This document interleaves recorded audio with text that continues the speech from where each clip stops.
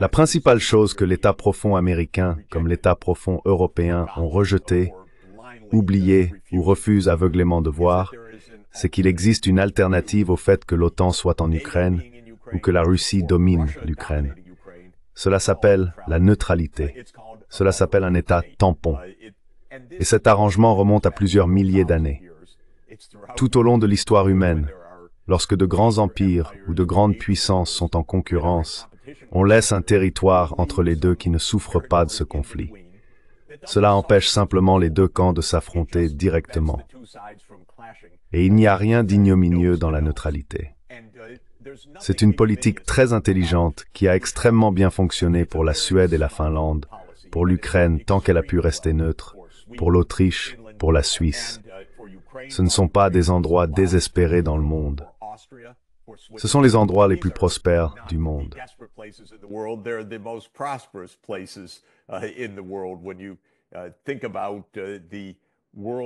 Quand on pense au classement mondial du bonheur, que j'ai d'ailleurs la chance de coéditer chaque année avec des collègues, la Finlande est numéro 1. Et pourtant, le président finlandais Stubb a plaisanté en disant « Je dois avertir les Ukrainiens de ne pas devenir comme l'était la Finlande. » Vous plaisantez? La Finlande a connu un succès phénoménal en tant qu'État neutre. Ensuite, bien sûr, l'appareil de sécurité américain a promu des politiciens comme Stubb, avec le soutien des États-Unis, qui défendraient l'hégémonie menée par l'Amérique, et ainsi de suite. Cela faisait aussi partie du jeu américain. Comment contrôler la politique dans chaque pays? Mais à quoi pensent les Européens? Pourquoi aucun dirigeant ne peut-il simplement se lever et dire clairement « Vous savez, il serait plus intelligent que l'Ukraine soit neutre. Ni russe, ni OTAN, juste neutre. » Ce n'est pas la pire chose au monde, mais la meilleure pour tout le monde, car cela tiendrait les guerres éloignées de nous. Maintenant, l'Europe est en plein désarroi.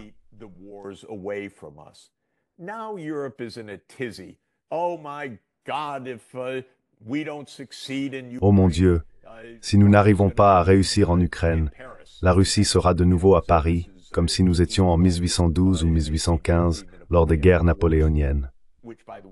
D'ailleurs, pendant ces guerres, c'est l'Europe qui a envahi la Russie, et non l'inverse, ce qu'il faudrait continuer à rappeler.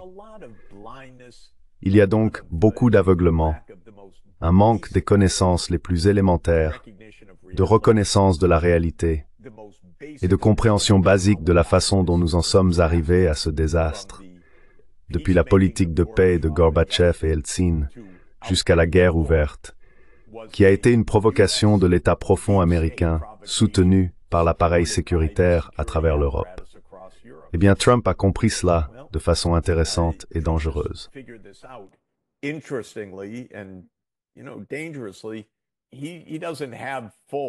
Il n'a pas toute la liberté de parole aux États-Unis, parce que l'État profond américain, de nombreux néoconservateurs, de nombreux partisans de la ligne dure, continuent aux États-Unis d'essayer de pousser à la guerre et courent en Europe en disant « Ramenons Trump à la raison pour poursuivre la guerre contre la Russie ». Et c'est en partie ce qui se joue en ce moment. Une partie de l'illusion européenne consiste à penser « Nous pouvons ramener les États-Unis à une politique belliciste ». Il se peut que certains éléments de l'appareil de sécurité américain travaillent main dans la main avec les Européens. Nous savons qu'une partie de l'équipe de Trump, le général Kellogg, Mike Waltz, d'autres partisans de la ligne dure, disent aux Européens « Oui, obtenons nos conditions, le président suivra, et ainsi de suite. »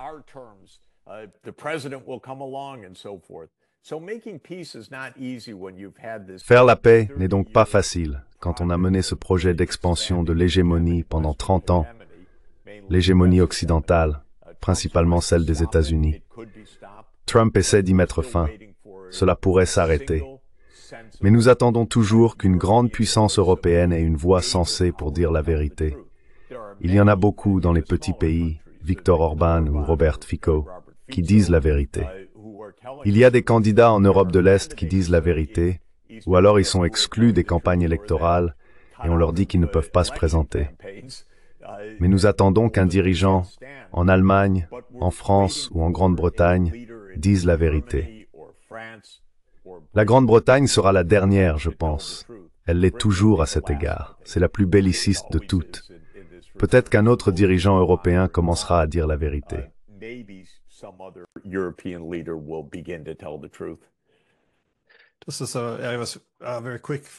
C'est une toute dernière question très rapide.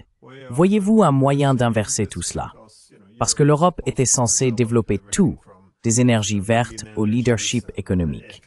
Maintenant, nous avons le keynésianisme militaire. Nous devions être le modèle de la démocratie. Aujourd'hui, nous éliminons l'opposition politique, en France, en Allemagne, en Roumanie.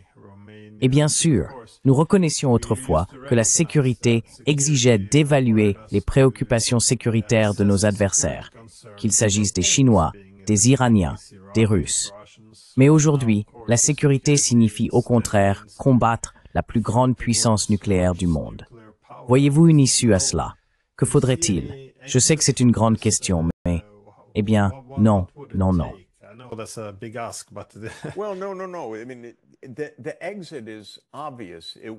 Je veux dire, la sortie est évidente.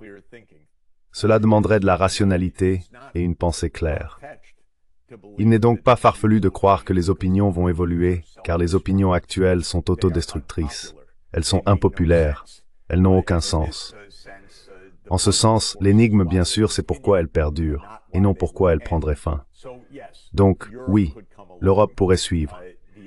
Les États-Unis pourraient mener ce mouvement, car il est très probable que Trump persévérera dans sa volonté de faire la paix avec la Russie, mettant fin à l'engagement américain en Ukraine. Et dans les faits, cela signifierait la fin de toute possibilité pour l'Ukraine de poursuivre cette guerre, peu importe ce que disent les va-t-en-guerre en Europe. Cette guerre va se terminer.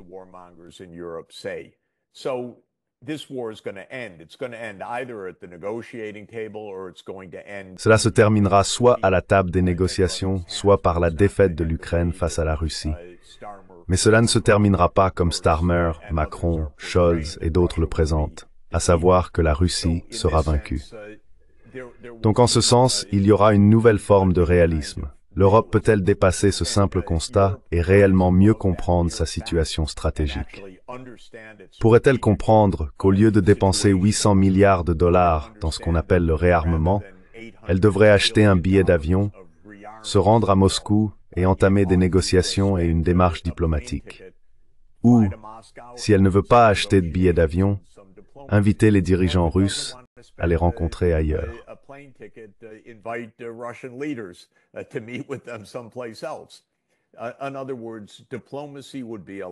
En d'autres termes, la diplomatie serait beaucoup moins coûteuse, beaucoup plus efficace et bien moins douloureuse que la voie sur laquelle les Européens sont actuellement engagés. À ma connaissance, aucun dirigeant européen des grands pays, ni la Commission européenne, ne mène la moindre forme de diplomatie avec la Russie. De temps en temps, ils supplient les États-Unis. « Oh, s'il vous plaît, laissez-nous être à la table. Ce n'est pas juste. Nous ne sommes pas à la table. » C'est pathétique, pour dire le moins.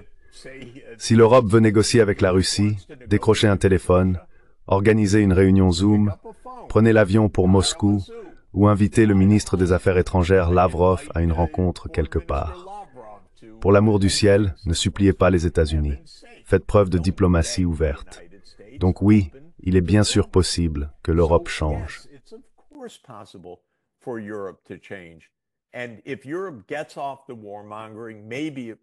Et si l'Europe renonçait à la rhétorique belliciste, elle pourrait peut-être aussi reconsidérer sa position stratégique à plus long terme. Car en réalité, aussi étrange que cela puisse paraître, je crois en une Europe efficace, davantage d'Europe si elle est efficace, si elle représente les véritables intérêts de la population européenne. À une époque dominée par les grandes puissances, les États-Unis, la Russie, la Chine, l'Inde, et ainsi de suite, l'Europe doit être présente, non pas comme 27 États querelleurs, belliqueux et va-t-en-guerre, mais comme l'Europe. Ce serait très bénéfique pour l'Europe. Mais dans la situation actuelle, malheureusement, la Commission n'est ni efficace, ni représentative, ni au service des intérêts européens. Il faut donc une réforme plus fondamentale. Mais à court terme, il faut la paix.